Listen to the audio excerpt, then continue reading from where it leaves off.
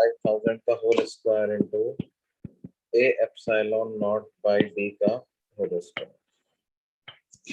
तो A epsilon not से ए epsilon not cancel होता है। इसके आगे आप लोग कर सकते हो बच्चे। हाँ सर।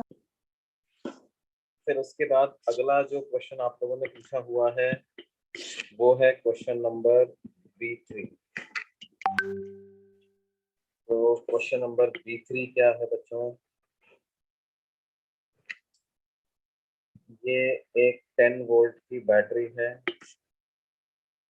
उसके बाद इसके साथ 6 माइक्रोफैरड का कैपेसिटर लगा हुआ है। और फिर उसके बाद क्या है, 4 माइक्रोफैरड का कैपेसिटर लगा हुआ है। और फिर 20 वोल्ट की बैटरी लगी हुई है।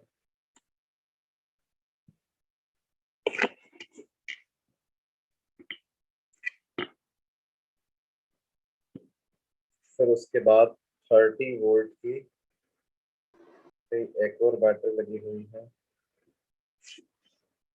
और फिर 10 माइक्रोफैरड का कैपेसिटर। सर रिकॉर्डिंग स्टार्ट कर रखा है ना मैंने? No sir. नहीं कर रखा है।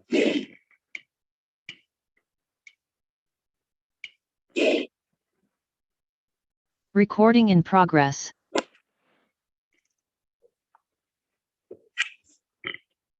अब देखो कैसे करेंगे बच्चों।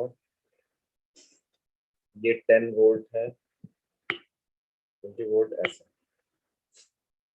अब देखो यहाँ का पोटेंशियल आप या तो 0 मान लो, ये भी 0 हो जाएगा, ये 0 हो जाएगा, ये इधर हो जाएगा 10, इधर हो जाएगा 30। यहाँ पर x मान लेते हैं तो ये हो जाएगा x + 20, ये भी हो जाएगा x + 20, नीचे भी हो जाएगा x + 20। अब देखो ये तीनों प्लेट्स मिलकर के एक आइसोलेटेड सिस्टम बनाती हैं। तो इनका चार्ज 0 कर देंगे। इस प्लेट का चार्ज Q1 मान लो, इसका चार्ज Q2, इसका चार्ज Q3। तो Q1 + Q2 + Q3 ये बराबर होना चाहिए 0 के। तो Q1 की वैल्यू क्या हो जाएगी? x + 20 - 10 × 6। Q2 कितना हो जाएगा? x - 0 × 4। और Q3 कितना हो जाएगा? x + 20 - 30 × 10। This is 0। तो क्या हो जाएगा? x + 10 × 6x + 60 + 4x + 10x - 100 = 0। 6x + 4x 10x, 10x और 10x 20x, 20x = 100 - 60 यानी कितना? 40। तो x की क्या वैल्यू आ जाती है? 20 वोल्ट, है ना? x 20 वोल्ट आ जाता है। हमसे क्या पूछा है? A और B के बीच का पोटेंशियल डिफरेंस पूछा है। तो A ये वाले पॉइंट को मार्क किया है, ये 20 आ गया, इसको B है तो कितना आ गया है? अरे आंसर इसमें कितना दिया हुआ है? मैंने कुछ कैलकुलेशन मिस्टेक किया है क्या? 0 10 और 0 वो 16x = 40 होगा ना?20 - 10 कितना हो जाता है? 10 10 × 6 is 60। ये करेक्ट है, 4x करेक्ट है।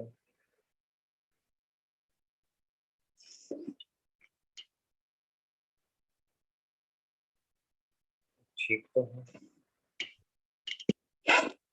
नहीं सर, वो एक्चुअली x 2 वोल्ट आएगा। अच्छा हाँ, लास्ट स्टेप में मैंने गलती किया है, यहाँ पे x कितना आएगा 2 वोल्ट, x आएगा 2 वोल्ट के, ठीक है। x 2 है तो B पॉइंट का पोटेंशियल कितना हो जाएगा 22 वोल्ट, A का पोटेंशियल कितना है 0, तो VA माइनस VB की क्या वैल्यू आ जाएगी -22। और बोलिए बच्चों।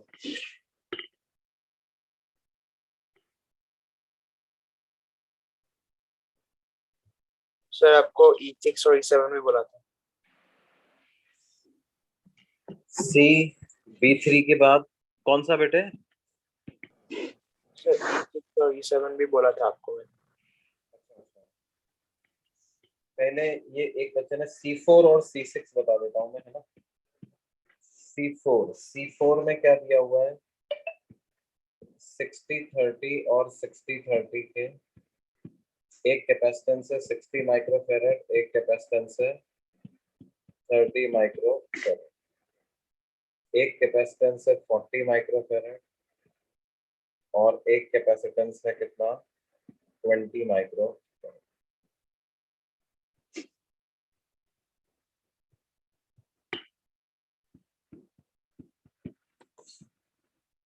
2:1 का ये रेशो हमें दिया हुआ है।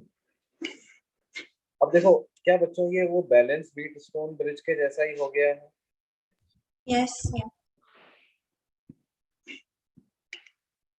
जो रेशो इन दो कैपेसिटर्स का है वही रेशो नीचे वाले दो कैपेसिटर्स का भी है ना। और जो टोटल ड्रॉप ऊपर वाली लाइन में आ रहा है वही टोटल ड्रॉप नीचे वाली लाइन में भी आ रहा है। इसका मतलब ये दोनों पॉइंट्स जो हैं ये सेम पोटेंशियल पे है। Potential of C is equal to potential of T। ये बात सुनने आती है? यस। और बोलो बच्चों। अब ये बोल रहे हैं कि अगर अनचार्ज कैपेसिटर को अपन ने कनेक्ट कर दिया तो क्या कोई उस पर चार्ज आएगा क्या? तो बी पार्ट में है कोई चार्ज उस पर नहीं आएगा। अब हमको क्या बोल रहे हैं सी और डी पॉइंट का पोटेंशियल पता करना है।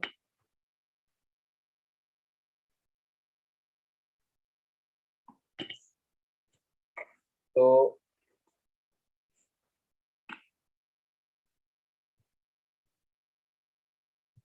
सी और डी का पोटेंशियल तो अपन पता लगा सकते हैं। उन्होंने बोल रहे हैं बी का पोटेंशियल 100 वोल्ट लेना है आपको।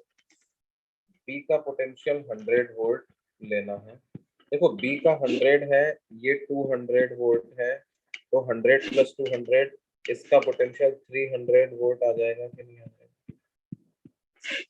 ये इसका 300 वोल्ट आ जाएगा। इन दोनों कैपेसिटर के अक्रॉस ड्रॉप मिलाकर के 200 वोल्ट का आ रहा है। और सीरीज में जब कैपेसिटर्स होते हैं तो इनवर्स रेशो में डिवाइड हो जाता है। कैपेसिटेंस का रेशो है 2:1, तो ड्रॉप का रेशो आएगा 1:2। तो ये जो 30 माइक्रोफेरेड है इसके अक्रॉस कितना ड्रॉप आ जाएगा 2/1 + 2 × 200, तो आ जाएगा 400/3 वोल्ट का ड्रॉप आ जाएगा इसके अक्रॉस 30 माइक्रोफेरेड के अक्रॉस। तो C का पोटेंशियल अगर VC मान लेता हूं तो VC - 100 ये बराबर है 400/3 के। तो मतलब VC की वैल्यू आ जाएगी 100 + 400/3 मतलब कितना 700/3 वोल्ट के बराबर वैल्यू इसकी आ जाएगी बच्चों। ठीक है।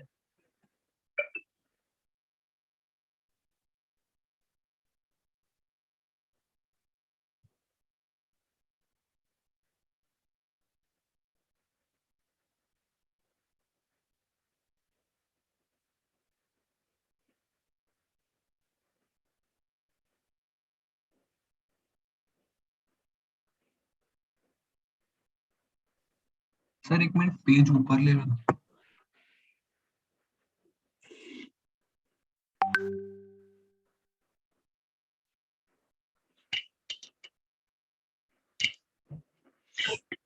क्या ये वाला पेज देखना है क्या बच्चों? हाँ सर हाँ।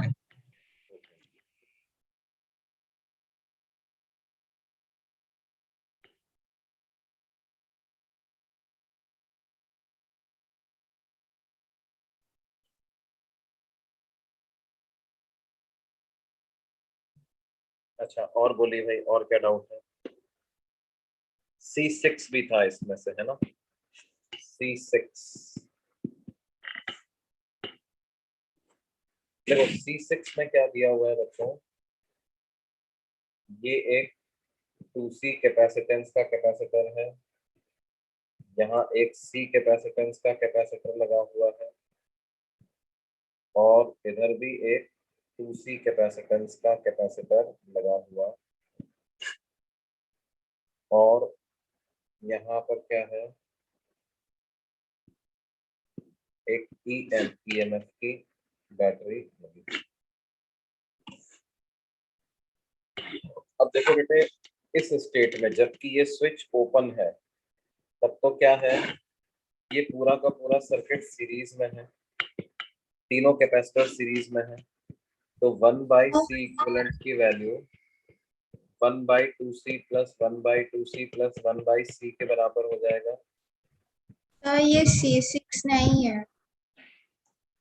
अरे यही तो है। अच्छा ओके, मैं समझ गया, तुम्हारे पास C6 दूसरा वाला। ओके ओके, वो वाला बताते हैं।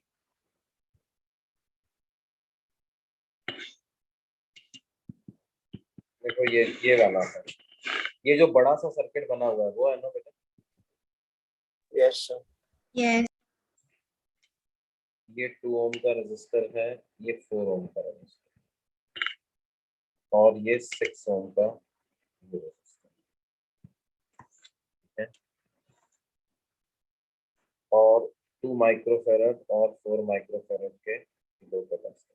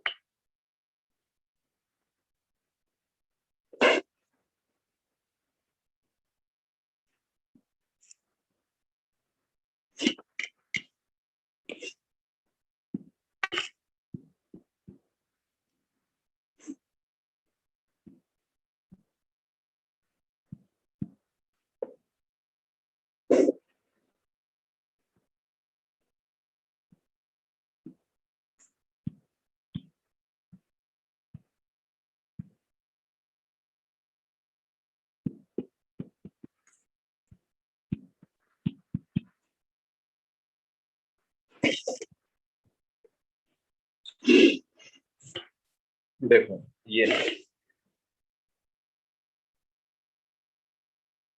अब स्टेडी स्टेट में क्या होता है बच्चों?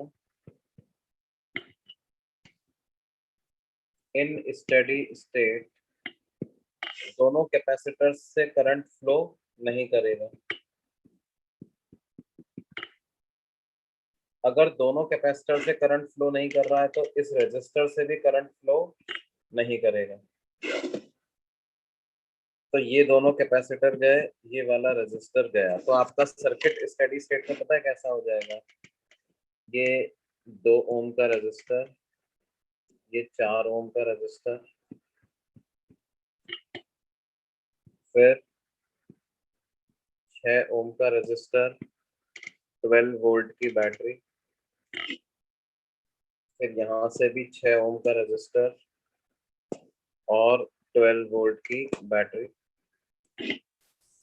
और फिर उसके बाद ये 2 ओम का रेजिस्टर और ये 4 ओम का।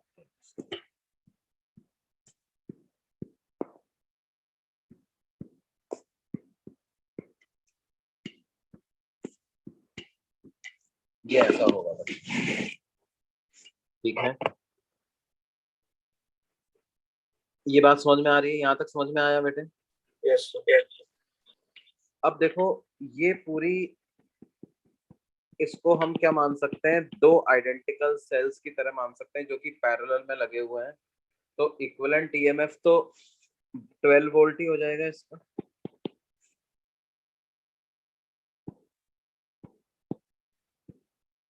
और इक्विवेलेंट इंटरनल रेजिस्टेंस 3 ओम हो जाएगा।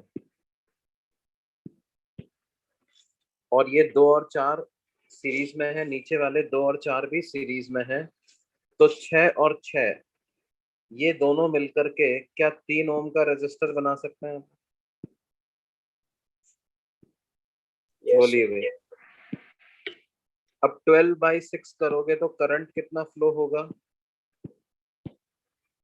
ये 2 एम्पियर का करंट फ्लो होगा। ये जो 3 ओम का रेजिस्टर है, इसमें से 2 एम्पियर का करंट फ्लो हो रहा है। अब ये 3 ओम का रेजिस्टर कैसे आया? 2 + 4 6, 2 + 4 6, यानी कि यहाँ से 1 एम्पियर का करंट फ्लो होगा और ऊपर से भी 1 एम्पियर का करंट फ्लो होगा।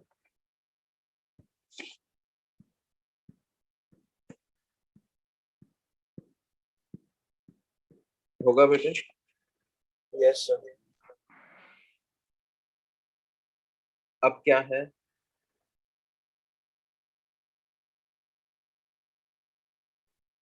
मतलब बैटरी से भी मान सकते हैं अपन 1 एम्पियर का करंट फ्लो करेगा, हालांकि उसकी जरूरत पड़ेगी नहीं अपने को। तो इधर भी अब आप इसको ओरिजिनल सर्किट में ले आओ। तो ये करंट 1 एम्पियर फ्लो हो रहा है, ये वाला करंट भी 1 एम्पियर फ्लो हो रहा है।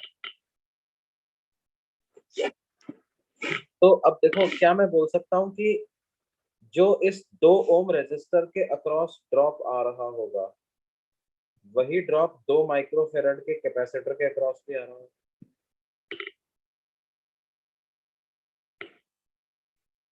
इधर जो ड्रॉप आ रहा होगा वही ड्रॉप इधर भी आ रहा होगा। क्यों? क्योंकि देखो, ये दोनों टर्मिनल तो सेम पोटेंशियल पे हैं ही, और क्योंकि इस रेजिस्टर में से कोई करंट नहीं जा रहा, इसका मतलब ये दोनों भी सेम पोटेंशियल पे हैं। तो स्टेडी स्टेट में जो ड्रॉप 2 ओम के अक्रॉस आ रहा है, वही कैपेसिटर के अक्रॉस भी ड्रॉप आ रहा है।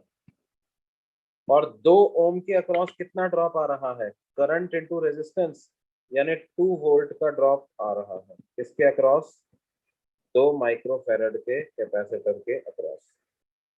तो उस पे चार्ज कितना आ जाएगा?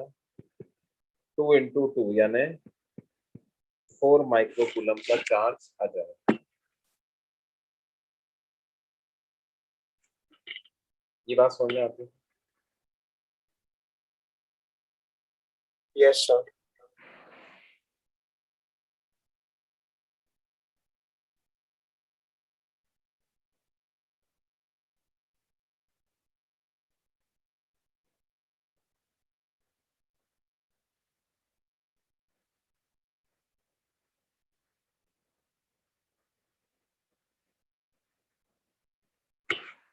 अब उसी तरह से 4 माइक्रोफेरेड के अक्रॉस कितना ड्रॉप आएगा? Potential drop across 4 microfarad is equal to potential drop across 4 ohm resistor.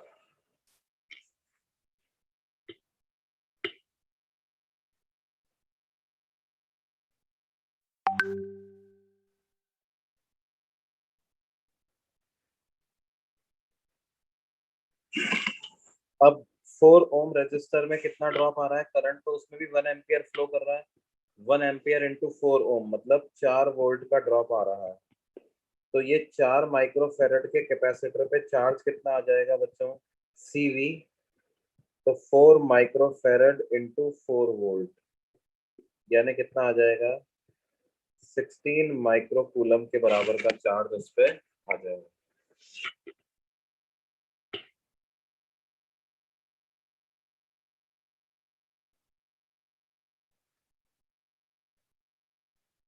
ये बात समझ में आ रही है बच्चों? उसी तरह से जैसा 1 एम्पियर करंट इधर गया है तो इस वाले में भी दोनों में 1 एम्पियर करंट जाएगा।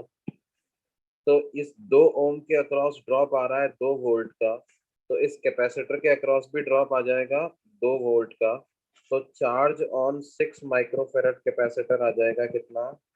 12 माइक्रोकूलम। उसी तरह से चार्ज ऑन 8 माइक्रोफेरेड कैपेसिटर पता लगाना है, तो करंट 1 into 4 मतलब 4 वोल्ट का ड्रॉप इसके अक्रॉस आएगा। तो यहाँ भी ड्रॉप 4 वोल्ट का आएगा। तो 8 into 4 32 माइक्रोकूलम का चार्ज आएगा।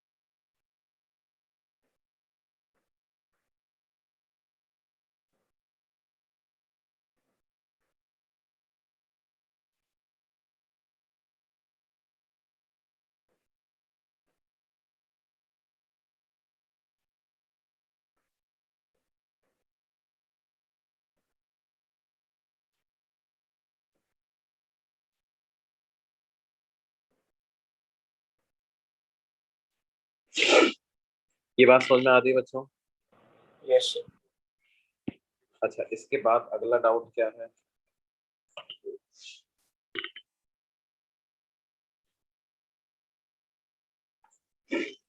सेक्शन डी में से क्या पूछा हुआ था? D2 D5 D2 D2 बेटे D2 के बहुत सारे पार्ट्स हैं, सब में डाउट है क्या आपको?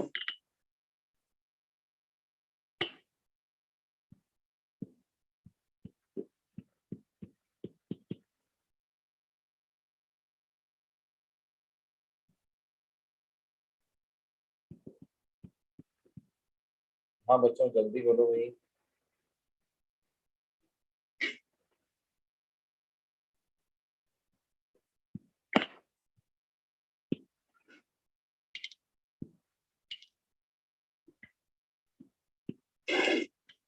Are you guys writing something in the chat box?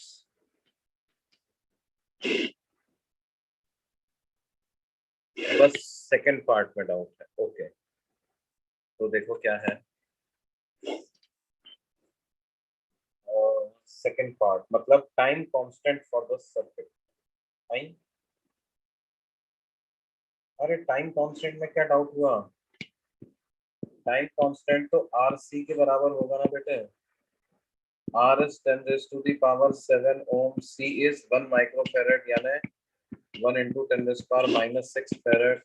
तो 10 सेकंड्स का टाइम कांस्टेंट हो गया। इसमें क्या डाउट था भाई तुमको?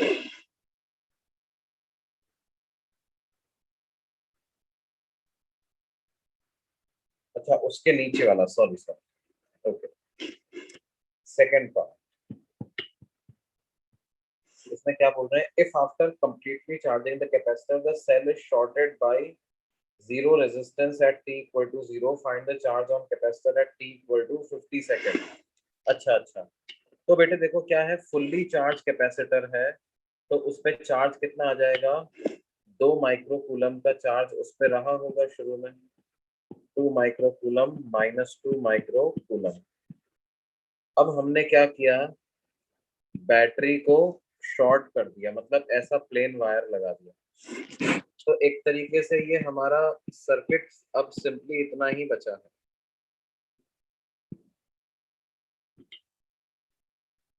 टू माइक्रोकूलम माइनस 2 माइक्रोकूलम, और रेजिस्टेंस कितना है? 10 रेज़ टू द पावर 7 ओम, और इसका कैपेसिटेंस क्या है?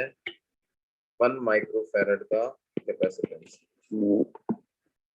तो Q is equal to Q not E raise to the power minus T by R C, ऐसा लिख सकते हैं।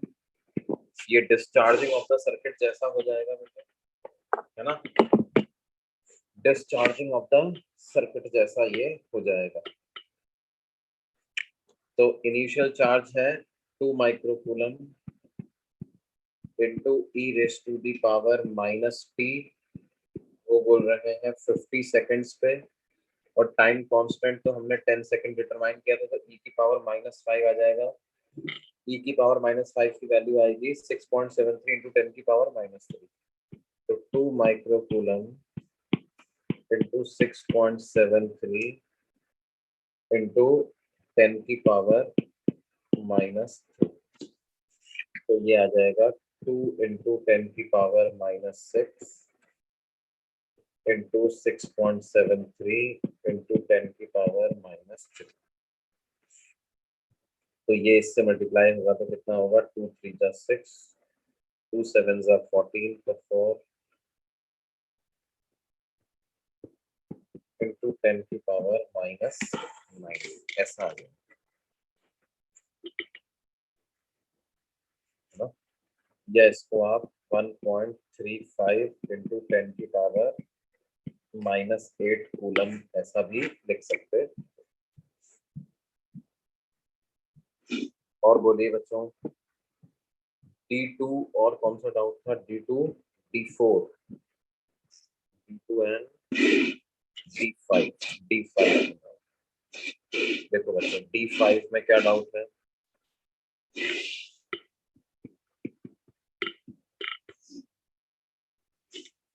देखो बेटे इसमें ये जो हमें ग्राफ दिया हुआ है, ये किसके बीच में ग्राफ दिया हुआ है, potential drop across T not,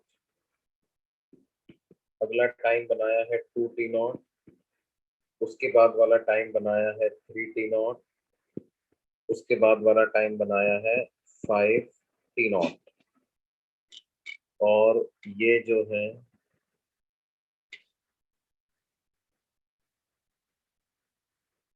ये ऐसा स्ट्रेट लाइन बनता है, उसके बाद कांस्टेंट हो जाता है, और उसके बाद 5T नॉट तक डिक्रीज होते होते 0 हो जाता है, ठीक है।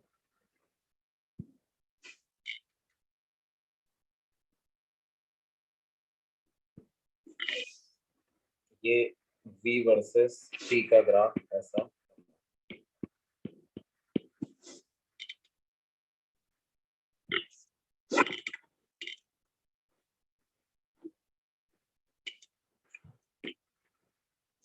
तो Q इक्वल टू CV लिख सकते हैं, है ना। और करंट को क्या लिख सकते हैं, करंट को dQ बाई dt लिख सकते हैं, तो ये हो जाएगा d by dt of CV, यानी C multiplied by dV by dt। क्या ऐसा करंट आ जाएगा, हमसे करंट ही पूछा है ना बच्चों, वोल्टेज अक्रॉस क्लैंप CD, तो CD के अक्रॉस जो वोल्टेज आएगा उसको हम करंट इनटू रेजिस्टेंस लिख देंगे, तो बेसिकली वो वैल्यू आ जाएगी RC into dV by dt, तो ये हो जाएगा कितना, अब देखो dV बाई dt की वैल्यू, तो पोटेंशियल ड्रॉप अक्रॉस क्लैंप आ गया RC into dV by dt। अब तीन अलग अलग टाइम की बात करते हैं, इनमें कितना कितना आएगा,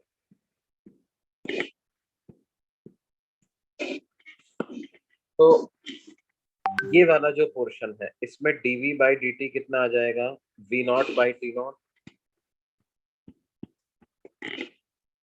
ये वाला जो पोर्शन है इसमें dV बाई dt 0 आ जाएगा, और ये वाला जो पोर्शन है इसमें dV बाई dt की क्या वैल्यू आ जाएगी, -V not by 2T not, तो dV बाई dt को RC से मल्टीप्लाई कर दो, तो आपके पास करस्पॉन्डिंग पोटेंशियल ड्रॉप आ जाएगा तो पोटेंशियल ड्रॉप का ग्राफ कैसा बनेगा?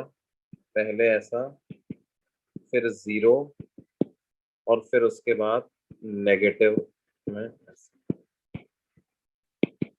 क्या ये बात समझ में आ रही है बच्चों? क्या ये समझ में आया बच्चों? Yes sir. और बोलिए भाई, इसके बाद क्या डाउट्स हैं? सर D4 बता। D4, yes sir. देखो बेटे D4 में क्या दिया हुआ है? 5 माइक्रोफेरेड कैपेसिटर दिया हुआ है, उसका चार्ज दिया हुआ है कितना? 20 माइक्रोकूलम चार्ज दिया हुआ है। Discharge through a wire of resistance कितना? 5 ओम के रेजिस्टेंस के वायर से डिस्चार्ज किया है।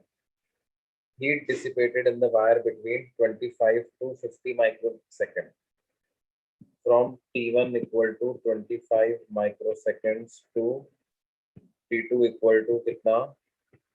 50 माइक्रोसेकंड के बीच में कितना हीट डिसिपेट हुआ? तो देखो रेट ऑफ हीट डिसिपेशन क्या होता है?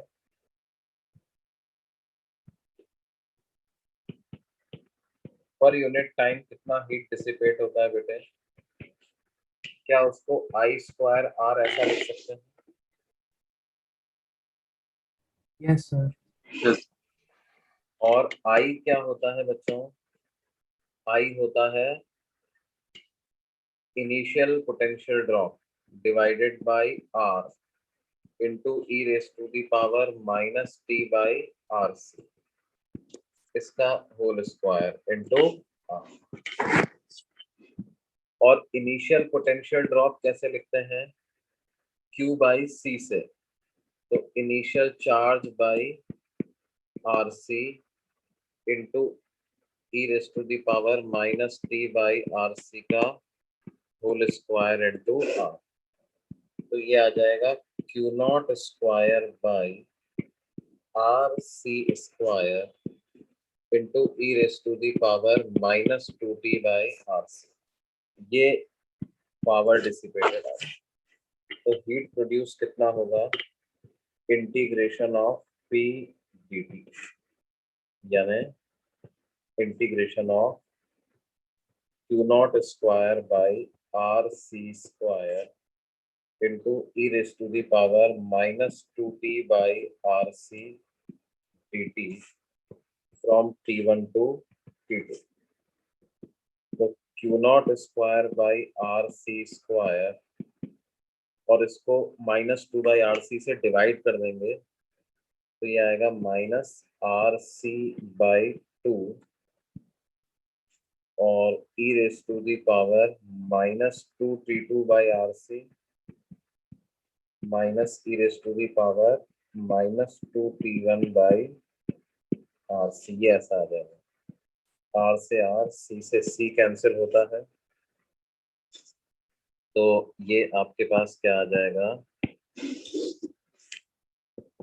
Q0 square by 2C into E raise to the power minus 2T1/RC minus E raise to the power minus 2T2/RC। Yes.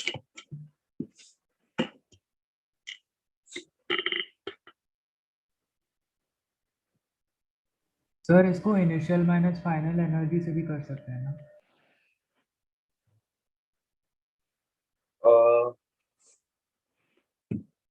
हाँ बिल्कुल सही बात है। Initial energy minus final energy से भी कर सकते हो। डिस्चार्जिंग ही हो रही है ना कैपेसिटर की, बिल्कुल सही बात है।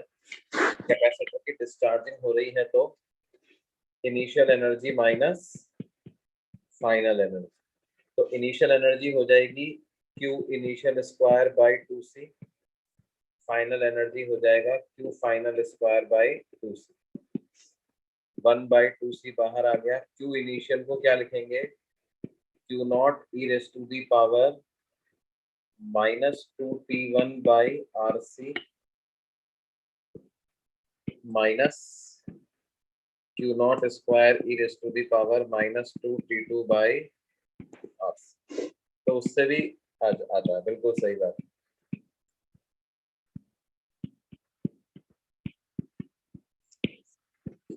समझ में आ रही है बच्चों? Yes, sir. और बोलिए।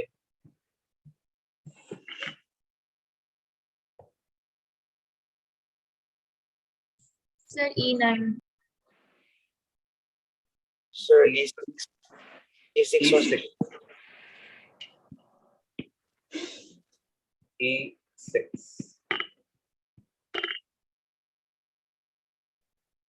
देखो E6 में क्या बोल रहे हैं बेटे? Calculate the extension in the spring in equilibrium, यही वाला है क्या बेटे? yes, sir. अरे ये तो अपन ने किया था ना, यही क्वेश्चन तो नाम। Sir, हाँ उसके बेटा, उसके नीचे वाला है, E7, sorry. E7 वाला। अच्छा, उसमें एक डाइलेक्ट्रिक स्लैब है और दो अलग अलग कैपेसिटर हैं, है ना? तो Yes. देखो बेटे क्या होगा कि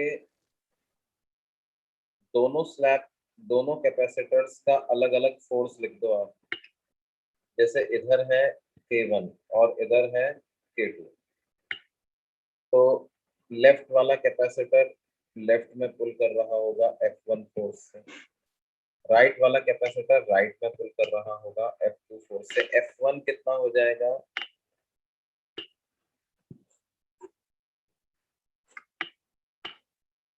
F1 की वैल्यू हो जाएगी क्या? विड्थ B है तो half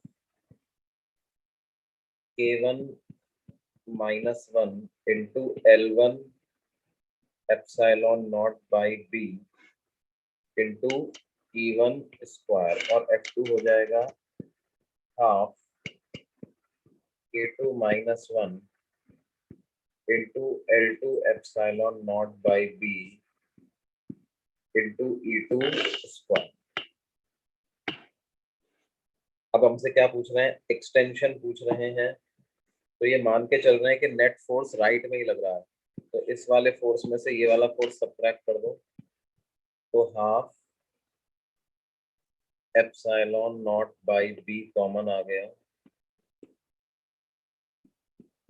K2 -1 into L2 into E2 का square minus K1 -1 into L1 into E1 का स्क्वायर।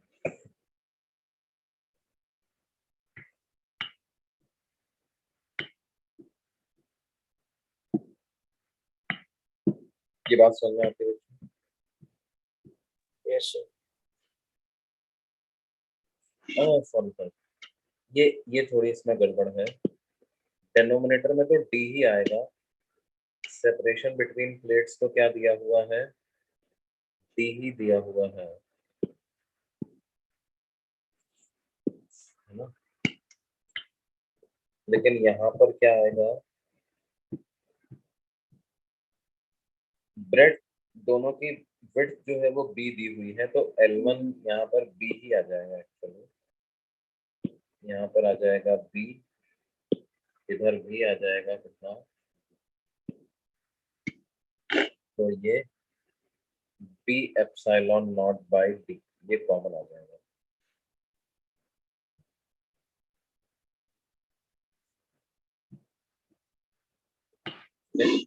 और इसको किसके इक्वेट कर दो आप? K of spring into X के इक्वेट कर दो, तो एलोंगेशन इन द स्प्रिंग आ जाएगा epsilon not B by 2D K of spring into, ये L1 यहाँ से नहीं आएगा, K2 -1 K2 square minus K1 -1 into.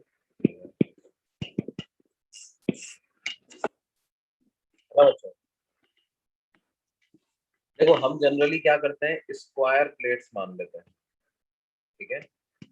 हम प्लेट्स कैसी मान लेते हैं? स्क्वायर प्लेट्स मान लेते हैं। L क्रॉस है, इन्होंने क्या कहा है? L1 क्रॉस B, जैसे इधर वाली प्लेट की लेंथ तो है L1 और विड्थ है उसकी B,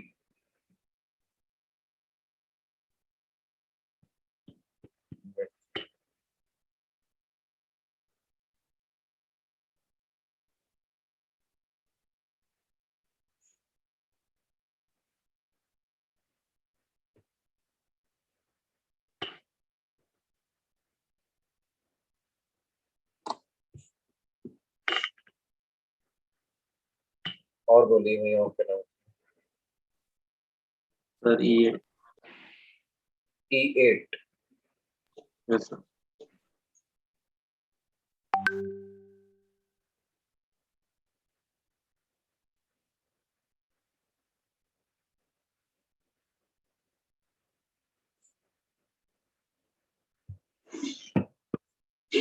देखिए क्या है।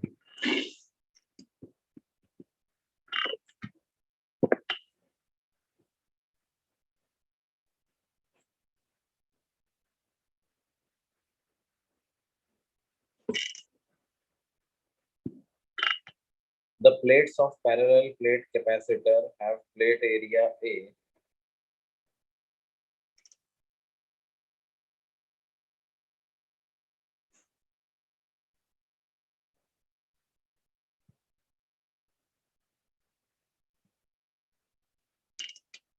प्लेट्स का एरिया हमें दिया हुआ है कितना A है और ये लेंथ दी हुई है 2L के बराबर। तो इसका मतलब जो ब्रेड्थ है उसको हम A डिवाइडेड बाई 2L ऐसा लिख सकते हैं।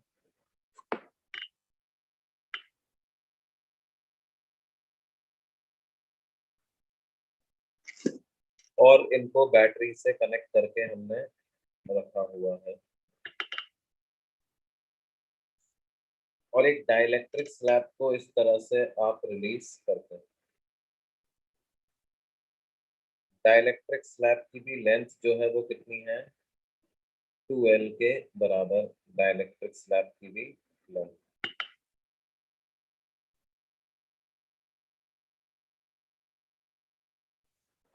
अब देखो बेसिकली क्या होगा बेटे कि ये जो कैपेसिटर की जो प्लेट्स हैं ये डाइलेक्ट्रिक स्लैब को अंदर पुल करेंगे,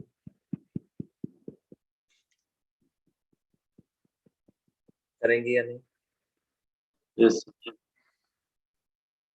तो ये डाइलेक्ट्रिक स्लैब एक्सेलरेट करेगा।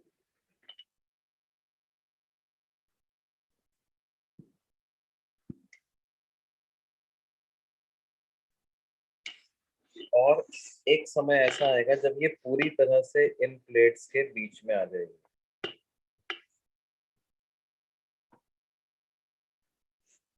ये स्लैब जो है ये पूरी तरह से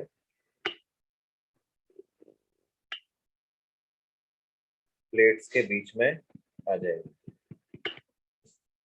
आ जाएगी बच्चों? Yes, sir. अब यहाँ तक आते आते ये स्लैब कुछ वेलोसिटी एक्वायर कर चुकी होगी। ठीक है? उस वेलोसिटी से ये अब आगे जाएगी। इस समय पे फोर्स 0 हो चुका है but because it has certain velocity ये आगे जाएगी।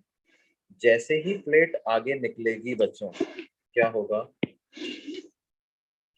जैसे ही प्लेट आगे निकलेगी, जैसे ही स्लैब आगे निकलेगी, ये प्लेट्स जो हैं वो स्लैब को इनवर्ड डायरेक्शन में पुल करने लग जाएंगे। क्यों भाई? जैसे ही आगे निकलेगी इस पर पीछे फोर्स लगने लग जाएगा। यहाँ पर फोर्स ऐसे लग रहा था, वेलोसिटी बढ़ी बढ़ी बढ़ी बढ़ते बढ़ते V0 हो गई, इधर जाकर के फोर्स 0 हो गया, फिर ये लेफ्ट में निकला, लेफ्ट में निकला तो फिर वेलोसिटी कम होने लगी। तो ऐसा फिर वापस से सेम पोजीशन पे जाकर के रुक जाएगा because there is symmetry. Force को आप कितना लिख सकते हो, हाफ इनटू कितना K minus 1. B epsilon not by D, B epsilon not by D into K minus 1 into V. B square, है ना? तो फोर्स अपॉन मास कर दूंगा तो एक्सेलरेशन आ जाएगा। है ना। yes, अब इस पोजीशन से यहाँ तक, इधर से इधर तक जाने के टाइम को आप t1 बोलो, तो डिस्प्लेसमेंट l हुआ है, तो l is equal to half into acceleration. Acceleration हो जाएगा b epsilon not divided by 2dm into k minus 1 into v square half a t1 का स्क्वायर। तो t1 का स्क्वायर की क्या वैल्यू आ जाएगी, 4dml divided by b epsilon not into k minus 1 into v square. तो यानी t1 की value तो इतनी आ जाएगी। अब देखो बच्चों, जितना टाइम इसको अंदर जाने में लगा है उतना ही बाहर आने में भी लगेगा क्या, क्योंकि सिमेट्री है। फिर जितना लेफ्ट साइड में बाहर आने में लगेगा उतना ही लेफ्ट से वापस अंदर आने में लगेगा। और फिर यहाँ से तो टोटल इस वाले टाइम का जो ये टाइम आएगा मेरे पास, इसका 4 टाइम्स कर दूं क्या बच्चों?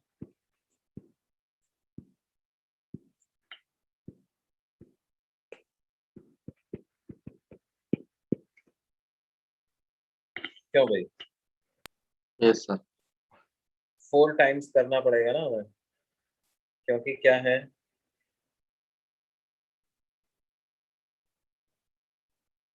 ये प्लेट्स हैं, ये स्लैब की इनिशियल पोजीशन थी, इधर से चल करके स्लैब आएगी बीच में, फिर बीच से चल करके वापस चली जाएगी लेफ्ट में, फिर लेफ्ट से चल करके वापस से आएगी बीच में, फिर बीच से चल करके वापस जाएगी। और देखो इस तरह से ये इनिशियल पोजीशन है, यहां से गई ऐसे, फिर इसके बाद चली गई ऐसे, फिर यहाँ से वापस आई ऐसे, फिर इधर से वापस गई ऐसे। ये एक ऑसिलेशन है। तो हमने कौन सा टाइम निकाला है, इधर से और इधर जाने का टाइम, यहाँ से यहाँ जाने का टाइम, उसका 4 गुना करना पड़ेगा ना। बाहर से अंदर, अंदर से बाहर, बाहर से वापस अंदर, अंदर से, तो टाइम पीरियड हो जाएगा 4t1।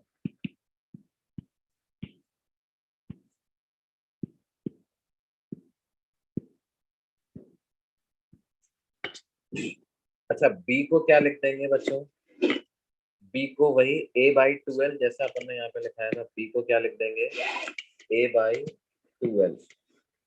तो इधर 8 आ जाएगा, इधर l स्क्वायर आ जाएगा, ऐसा इसका आंसर आना।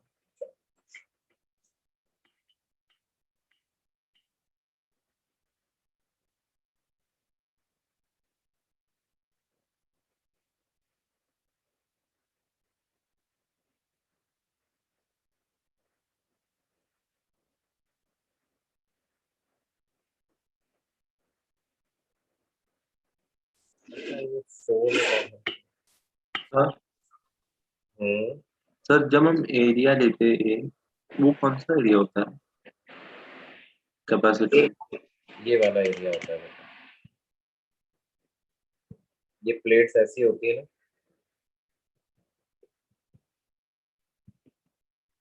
वो स्क्वायर वाला?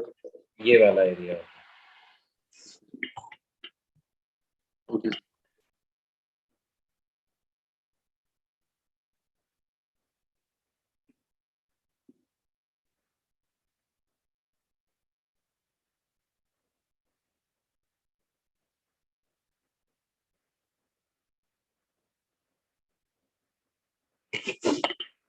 अच्छा, इन्होंने आंसर किसके टर्म्स में बताया हुआ है, ये डी को तो बी लिख दिया है, खैर ठीक है। डी को तो इन्होंने क्या लिख दिया है, अच्छा इन्होंने ये जो एरिया है ना बेटा, ये वाला एरिया, इस एरिया को 4l स्क्वायर ही लिख दिया है actually, yes sir, 2l into 2l। तो इसको 4l² जब आप लिखोगे तो वो l² से l² कैंसिल हो जाएगा, तो आपके पास आ जाएगा 4√2dm divided by l² cancel हो गया, epsilon not k - 1 into.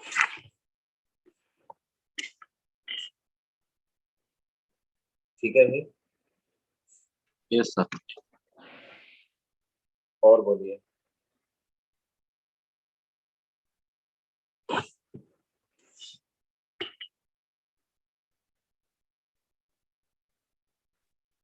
Reel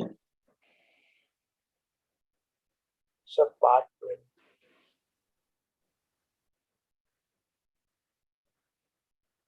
Sir, E9. E9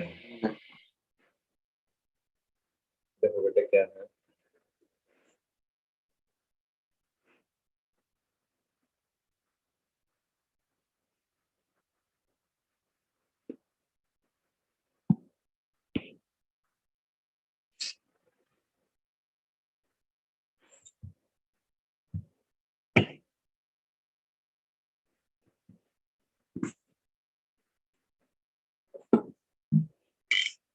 देखो बेटे इसमें हमें क्या दिया हुआ है, ये बोल रहे हैं कि पैरेलल प्लेट कैपेसिटर है, और इस पैरेलल प्लेट कैपेसिटर में हमने क्या किया है, is filled with dielectric up to 1/2 of the distance between the plates. The manner in which the potential difference between the plates varies with distance is illustrated in the figure, है ना। तो ये reason 1 है, ये reason 2 है, और इनके मुताबिक क्या है, पहले कुछ इस तरह से पोटेंशियल कम होता है, और उसके बाद ऐसे पोटेंशियल कम होता है ना।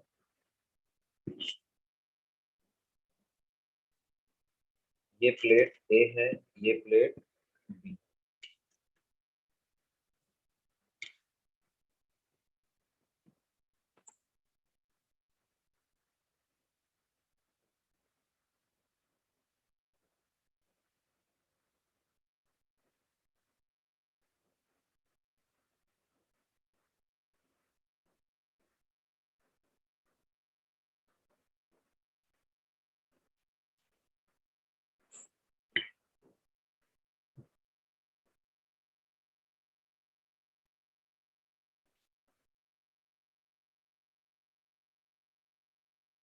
अब देखो ये हमसे पूछ रहे हैं कि किस हाफ में डाइलेक्ट्रिक स्लैब भरा हुआ है, फर्स्ट हाफ में, सेकंड हाफ में। देखो बच्चों E is equal to minus dV/dx होता है, तो क्या हम बोल सकते हैं कि a sharper decline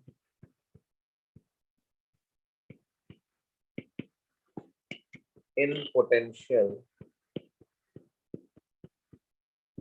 means greater magnitude of electric field?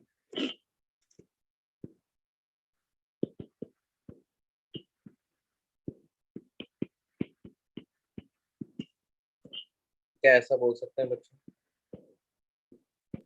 Yes, sir. Yes, sir. तो शार्प डिक्लाइन किस रीजन में हो रहा है, रीजन 1 में या रीजन 2 में? 2 में. 2 में हो रहा है, इसका मतलब रीजन 2 में इलेक्ट्रिक फील्ड की इंटेंसिटी ज्यादा है, रीजन 1 में इलेक्ट्रिक फील्ड की इंटेंसिटी कम है। अच्छा, अगर मैं चार्ज Q और माइनस Q कहूं, तो जहां पर डाइलेक्ट्रिक है वहां पर इंटेंसिटी का फॉर्मूला होगा Q/KA एप्सिलॉन नॉट, और जहां पर डाइलेक्ट्रिक नहीं है वहां पर इंटेंसिटी होगी Q/A एप्सिलॉन नॉट। तो डाइलेक्ट्रिक कहाँ पे है, कहाँ पे नहीं है बच्चों? मतलब इन दोनों में से कौन सा इलेक्ट्रिक फील्ड ज्यादा है, लेफ्ट में जो लिखा है या राइट में जो लिखा है? Right में. राइट में राइट वाला ज्यादा है, तो ये E2 होना चाहिए और ये वाला E1 होना चाहिए। इसका मतलब डाइलेक्ट्रिक किस रीजन में प्रेजेंट है? रीजन 1 में। इज इट क्लियर बच्चों? Okay, sir. Yes. Dielectric is present in region 1। ये बात तो ये हुई। और मान लो ये यहां से लेकर यहां तक इतना टोटल पोटेंशियल का ड्रॉप आ रहा है, ठीक है? टोटल ड्रॉप इतना आ रहा है। अब ये क्या बोल रहे हैं कि हमने डाइलेक्ट्रिक की स्लैब हटा दी और पहले पार्ट में क्या किया? चार्ज को कंजर्व रखा। देखो बेटे, अगर चार्ज को कंजर्व रखोगे तो क्या होगा? पूरे रीजन में इतना इलेक्ट्रिक फील्ड हो जाएगा। हो जाएगा कि नहीं? Yes, sir. तो इसका मतलब फर्स्ट पार्ट में जो ग्राफ बनेगा वो ऐसा वाला बनेगा। ये वाली लाइन आगे कंटिन्यू हो जाएगी, है ना? और पोटेंशियल ड्रॉप बढ़ जाएगा। बढ़ जाएगा कि नहीं? पोटेंशियल ड्रॉप क्यों बढ़ गया है? क्योंकि पोटेंशियल ड्रॉप होता है Q/C के बराबर। अब डाइलेक्ट्रिक स्लैब हट गई है तो कैपेसिटेंस कम हो गया, तो पोटेंशियल ड्रॉप बढ़ना भी चाहिए, तो पोटेंशियल ड्रॉप बढ़ जाएगा। और इलेक्ट्रिक फील्ड का वो वाला dV/dx का वो वाला ग्राफ चलेगा जो कि वैक्यूम में या विदाउट डाइलेक्ट्रिक स्लैब वाले रीजन में था। सेकेंड पार्ट में ये बोल रहे हैं कि हमने ऐसे हटाया है। कैसे हटाया है? कि पोटेंशियल से बैटरी को कनेक्ट रखते करते हुए हटाया है। तो उस केस में क्या होगा बच्चों?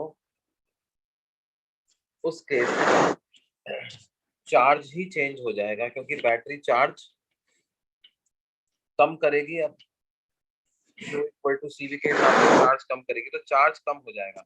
लेकिन एक चीज सेम रहेगी। क्या सेम रहेगा? पोटेंशियल डिफरेंस सेम रहेगा। तो अब क्या होगा? इस पॉइंट और इस पॉइंट के बीच का डिफरेंस सेम रहेगा, और डिफरेंस सेम रखते हुए अब आप लाइन बना दो, तो अब ग्राफ ऐसा आ जाए। ये बात समझ में आती है? Yes, sir. ये वाला कब बनेगा? With battery. मतलब डाइलेक्ट्रिक को रिमूव कर रहे हैं लेकिन बैटरी हमने लगा के रखी हुई है। और ये वाला कब रखे बनेगा? बैटरी रिमूव वाले केस। समझ में आई बात बच्चों? Yes, sir. ओके, और बोलिए।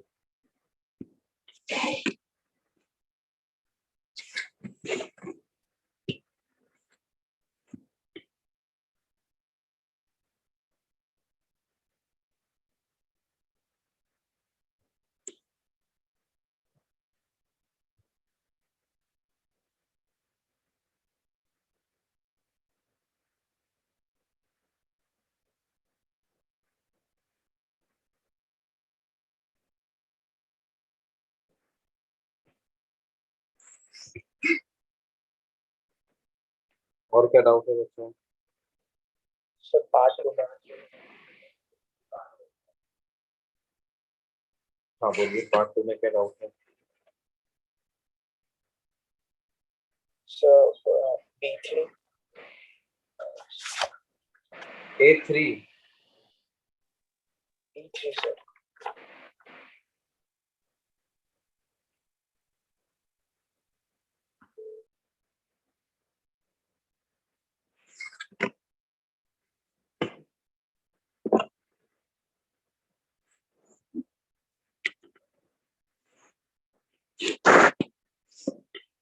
अच्छा, ये यही वाला है क्या? A parallel plate capacitor is charge up to. Sir वो ये वाला A2 हाँ, A3 है, मैंने B3 बोला sir.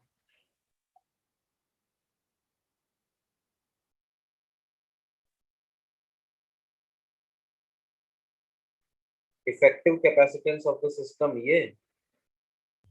So the plate separation in a parallel plate condenser is plate separation in a parallel plate capacitor.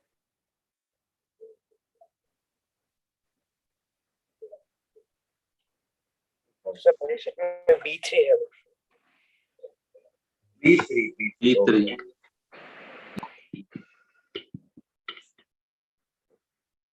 देखो क्या है,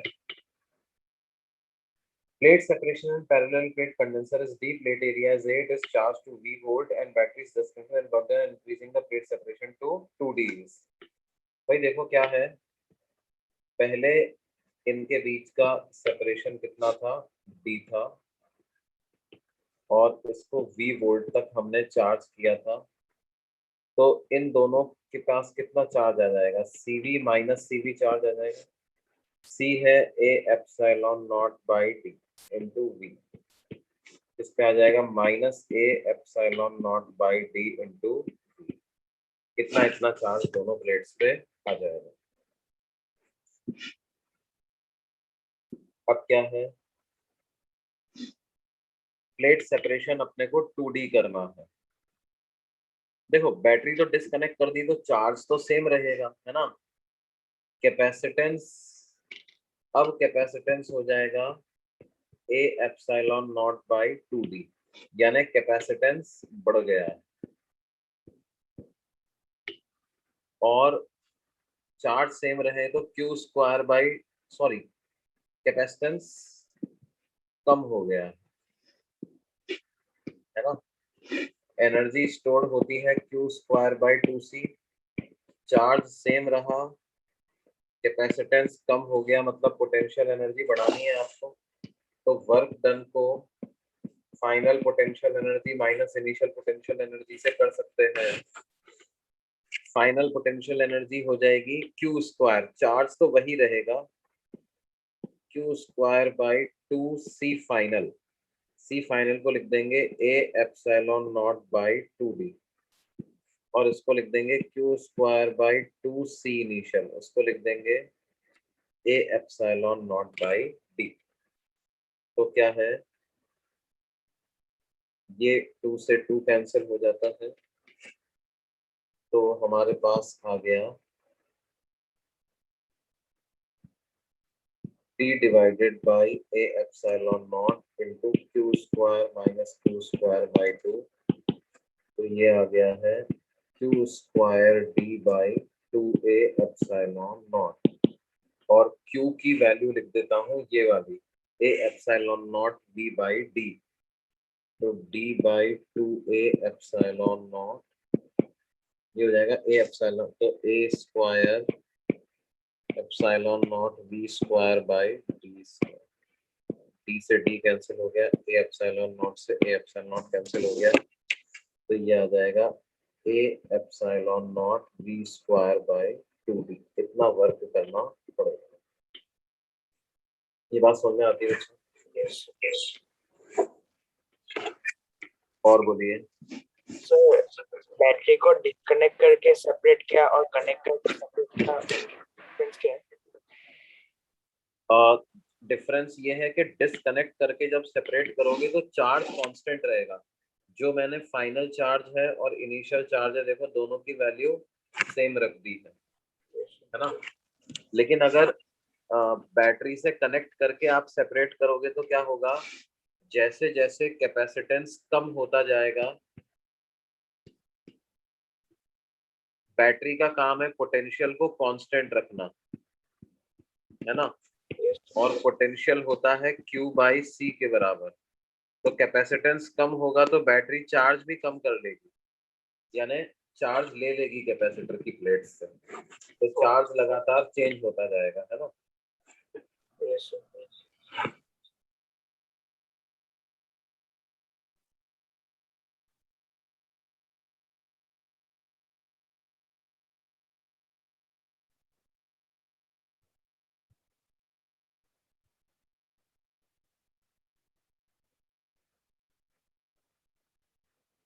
और बोलिए।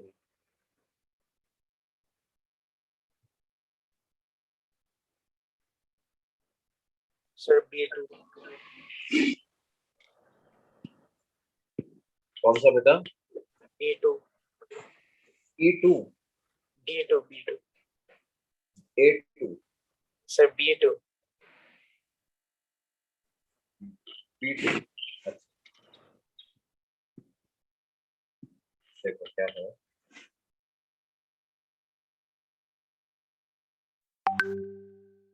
स्टेडी स्टेट चार्ज पता लगाना है बेटे। स्टेडी स्टेट में क्या होता है जल्दी बताओ। Potential across capacitor, potential across cell के बराबर। नहीं, इससे भी ज्यादा फंडामेंटल चीज मैंने बता रखी थी तुमको। स्टेडी, स्टेडी का मतलब क्या होता है? Charge constant. कैपेसिटर पे चार्ज क्या हो जाता है? कांस्टेंट हो जाता है। यानी कैपेसिटर वाली ब्रांच में करंट कितना जाने लगता है? जीरो जाने लगता है। तो इसका मतलब सर्किट में सिर्फ ऐसे ही करंट फ्लो हो रहा है। यस। तो ये करंट जो फ्लो हो रहा है ये वाला कितना आ जाएगा? I is equal to E upon R2 plus R, ऐसा आ जाएगा। यस इसका मतलब potential drop across resistor R2 कितना आ जाएगा बेटे?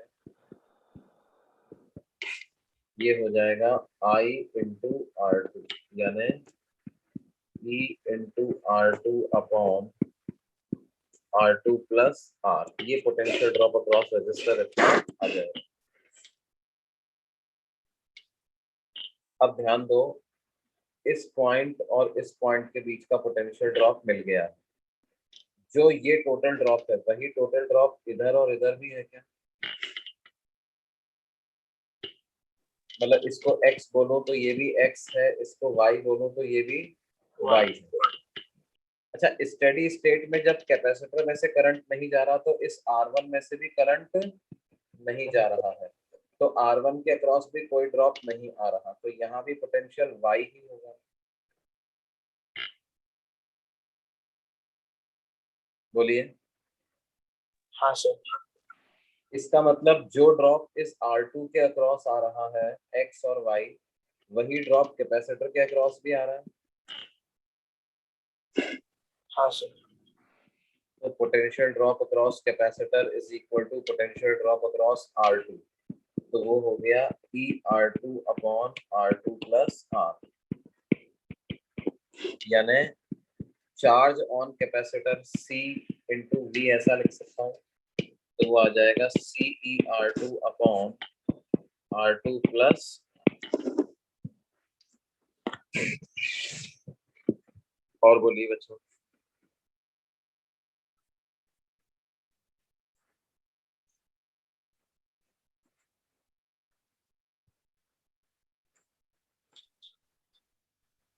So C4, C5, C6. C4 C5 C6।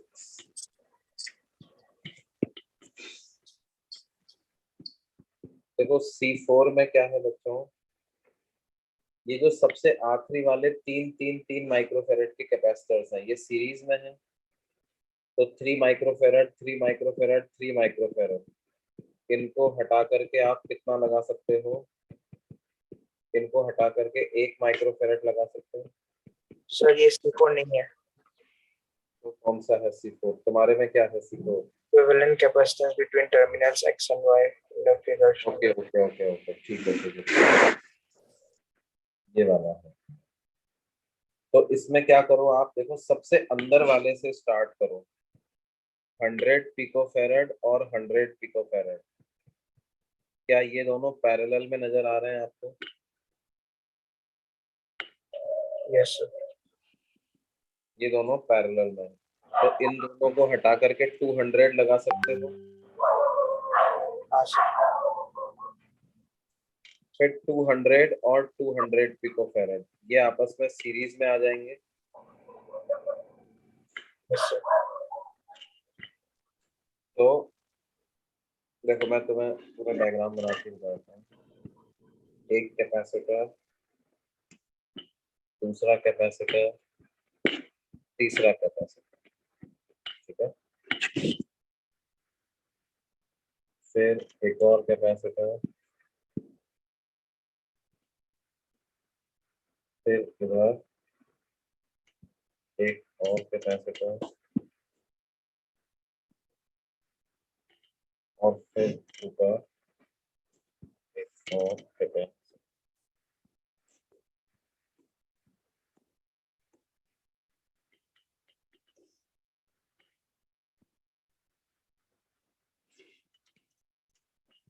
क्या है, ये है 200, ये है 200 और ये वाला है 100, ये भी है 100 और इधर वाला है 100 और ये भी है 100। अब 100 और 100 मिलकर के कितने हो जाएंगे?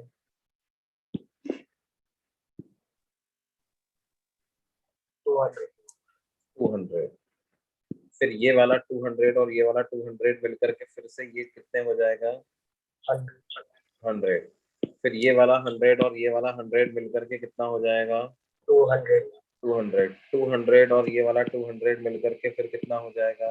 100 100। फिर 100 और 100 मिलकर के कितना हो जाएगा? 200 क्या 200 माइक्रोफैरड आ जाएगा इसका? yes sir.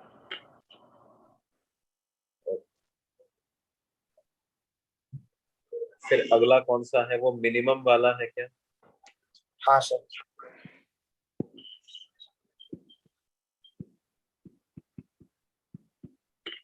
The minimum number of condensers each of 2 microfarad in order to obtain resultant capacitance of 5 microfarad. 5 microfarad का रिजल्टेंट चाहिए अपने को, है ना? तो देखो ऐसा कर सकते हो आप, 2 माइक्रोफैरड और 2 माइक्रोफैरड के ये कैपेसिटर्स लो, है ना?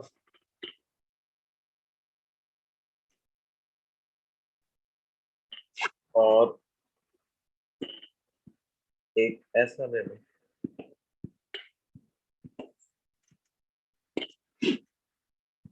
ये 2 माइक्रोफैरड, ये 2 माइक्रोफैरड, ये 2 माइक्रोफैरड, ये 2 माइक्रोफैरड, ठीक है? इन दोनों का इक्विवेलेंट कितना आ जाएगा बेटे? 1 1, है ना? फिर 1 + 2 + 2 5 हो जाएगा। ओके फिर अगला वाला क्या है हमारा? ये द चार्ज ऑन, ये वाला है ना? हाँ सर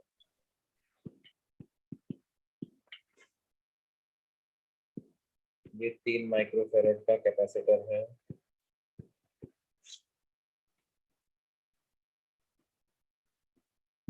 ये 2 माइक्रोफैरड का कैपेसिटर है और इधर 3 माइक्रोफैरड का।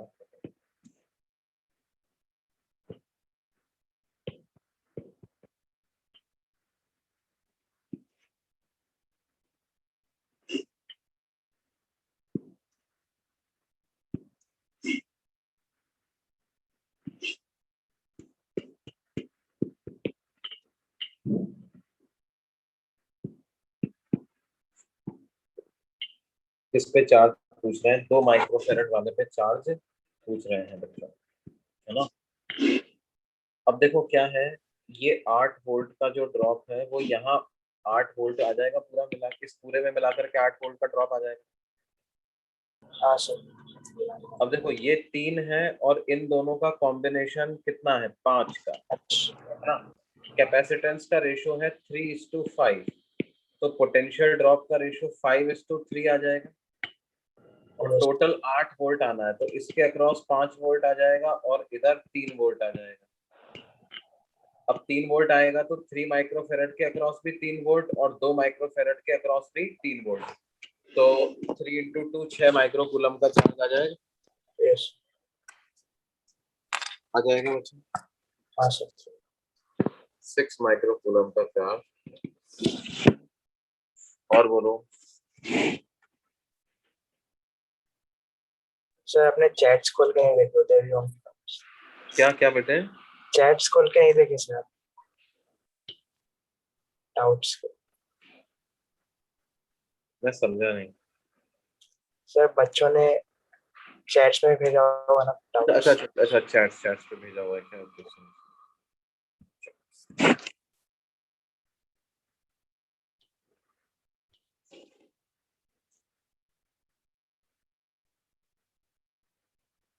C6 C7 D9, C6 C7 D9, okay. तो C6 तो बता दिया अपन ने, C7 देखते हैं इसके बाद वाला है।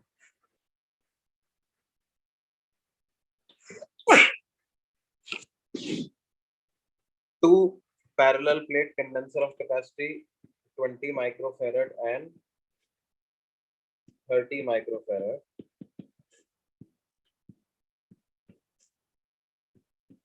इनको चार्ज किया हमने 30 volt and 20 volt, likely charge plates are connected together.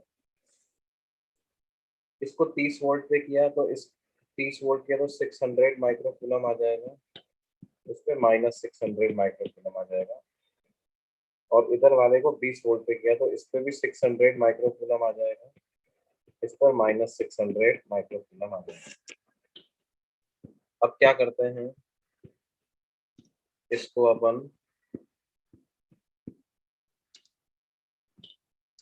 B volt से कनेक्ट करते हैं।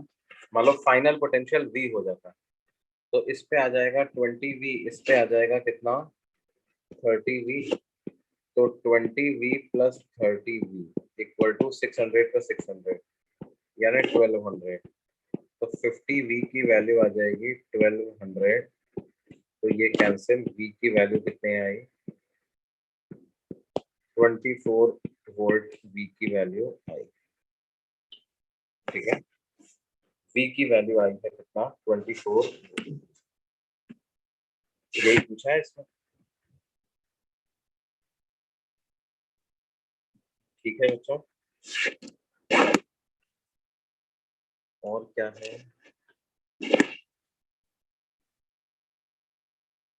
D9, D9 क्या है बेटे?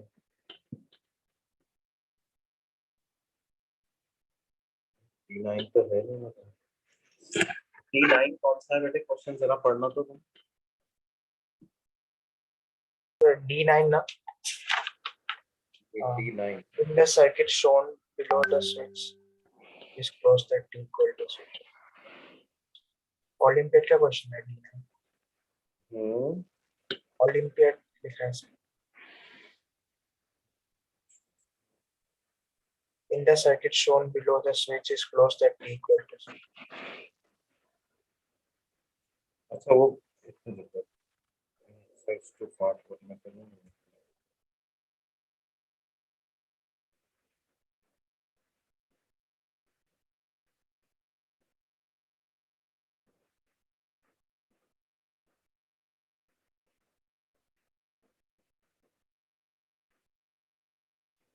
कौन सा ओलंपियाड, कौन सा लिख रहा है बेटे? 2000।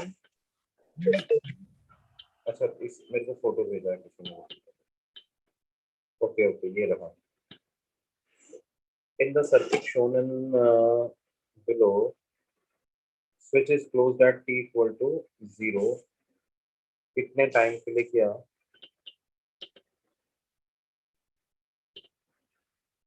अच्छा देखो बेटे क्या होगा, पोटेंशियल ड्रॉप अक्रॉस कैपेसिटर 1 जो आएगा वही पोटेंशियल ड्रॉप अक्रॉस कैपेसिटर 2 भी आएगा,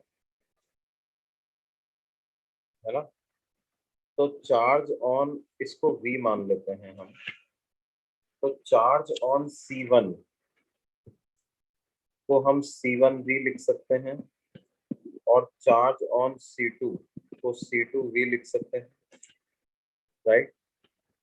तो I1 हो जाएगा dQ1/dt,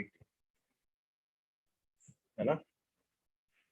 तो वो हो जाएगा C1 इंटू dV/dt, और I2 हो जाएगा dQ2/dt, मतलब C2 इंटू dV/dt।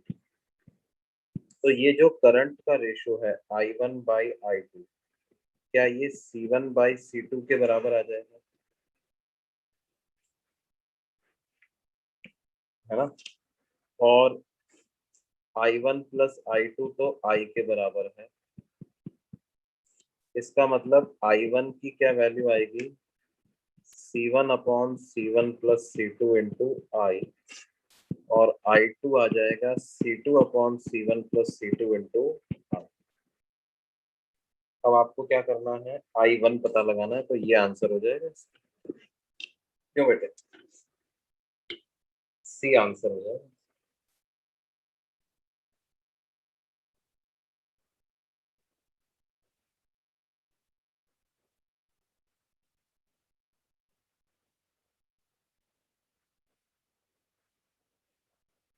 और बोलिए बच्चे।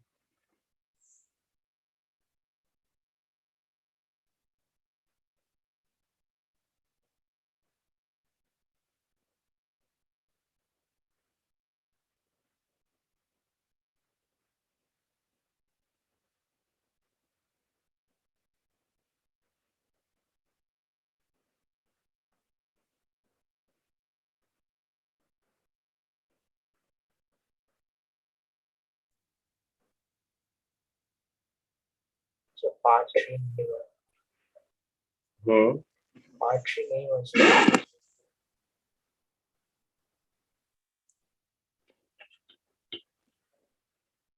क्या बोल रहे हो? So 5 कंप्लीट नहीं हुआ।